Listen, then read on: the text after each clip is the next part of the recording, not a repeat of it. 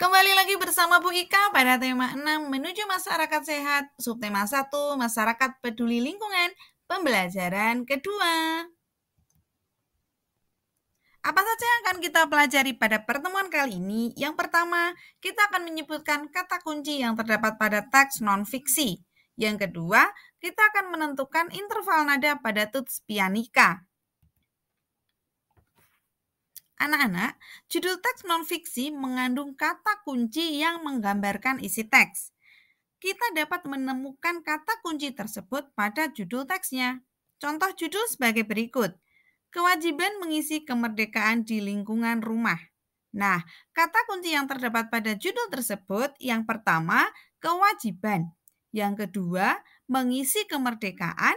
Yang ketiga adalah lingkungan rumah. Jadi ada 3 kata kunci pada judul di atas.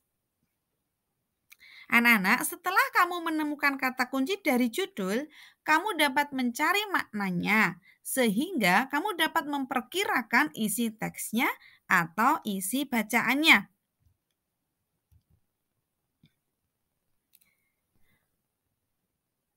Pengertian interval nada. Tangga nada adalah susunan nada-nada yang bertingkat-tingkat tingginya. Tangga nada terdiri dari 7 nada yang bunyinya berbeda-beda. Di antara nada-nada tersebut terdapat jarak tertentu.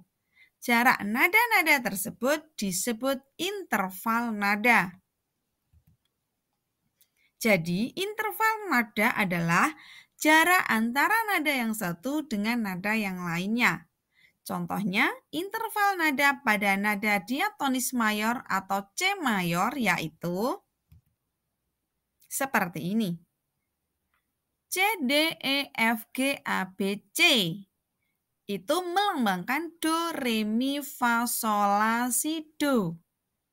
Dari do sampai re jaraknya 1. Re sampai mi jaraknya 1. Mi sampai fa jaraknya setengah. Fa sampai so jaraknya 1. So sampai la jaraknya 1. La sampai si jaraknya 1.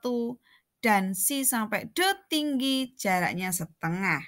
Jadi do, re, mi, fa, sol, la, si, do.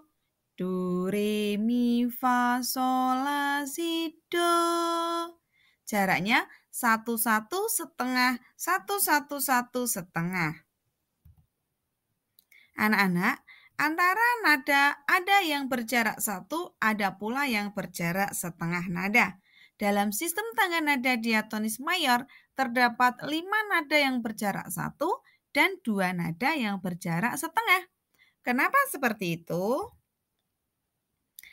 Nilai tersebut didapat berdasarkan tuts pianika yang terdapat pada pet pianika. Jarak antara tuts pianika ke tut hitam, jarak antara tuts putih ke tut hitam bernilai setengah nada. Jarak tuts putih ke tut putih bernilai setengah nada. Jarak tuts putih ke tut putih yang dibatasi oleh tuts hitam bernilai 1. Jadi Bu Ika ulang. Jarak antara tut putih ke tut hitam bernilai setengah.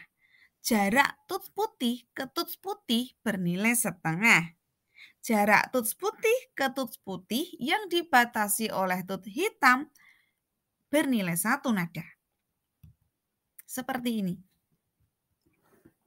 Ya. Jarak dari tuts putih ke tuts putih 1.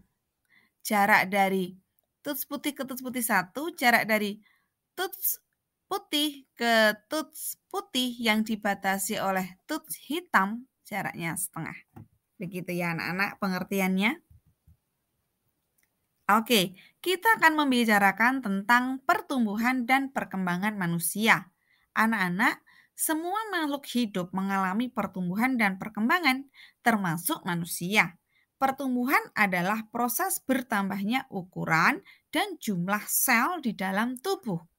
Sedangkan perkembangan adalah proses pendewasaan atau pematangan organ-organ tubuh manusia. Pertumbuhan dapat kita amati dari ukuran tubuh manusia yang terus bertambah tinggi dan besar. Kalau kamu bertambah tinggi dan bertambah besar, itu artinya kamu mengalami pertumbuhan. Misalnya, berat tubuh kita saat usia balita kan berbeda pada saat masa remaja. Kalau perkembangan dapat diamati dari bertambah atau berfungsinya organ tubuh manusia. Kalau kamu dulu tidak bisa makan dengan baik, sekarang sudah bisa makan dengan baik, itu berarti kamu mengalami perkembangan. Proses pertumbuhan dan perkembangan pada manusia dibagi menjadi beberapa tahapan, yaitu masa bayi, masa kanak-kanak, masa remaja, masa dewasa, dan masa lansia. Bayi adalah manusia yang baru lahir dan sangat bergantung pada orang tuanya.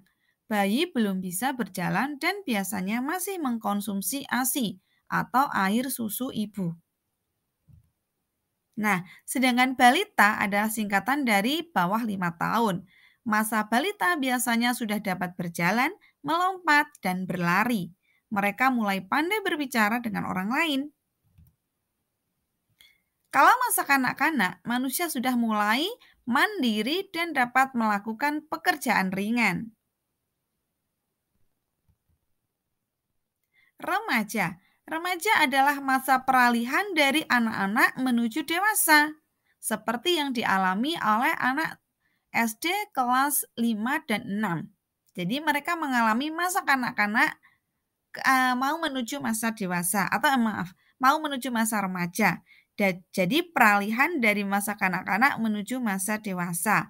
Pada masa ini manusia mulai mengalami pubertas.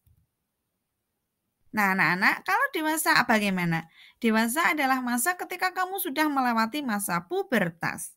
Manusia dewasa sudah dianggap mampu berpikir secara matang, sudah bisa mengelola dan mengkondisikan kehidupannya, sudah mulai berkeluarga dan memiliki keturunan. Itu yang dimaksud orang dewasa. Nah, sedangkan lansia merupakan singkatan dari lanjut usia. Pada masa ini, manusia akan mulai beruban, kulitnya mulai keriput, kemudian massa otot dan tulangnya menurun. Jadi kekuatan tubuhnya sudah mulai berkurang. Penglihatan dan pendengaran pun sudah mulai berkurang. Biasanya di, di masa usia lansia seperti ini, manusia sudah mengurangi aktivitas hidupnya. Nah, anak-anak, sekian dulu pembahasan materi kita pada pertemuan kali ini. Terima kasih, semoga bisa membantu proses belajar kalian di rumah. Sampai jumpa. Wassalamualaikum warahmatullahi wabarakatuh.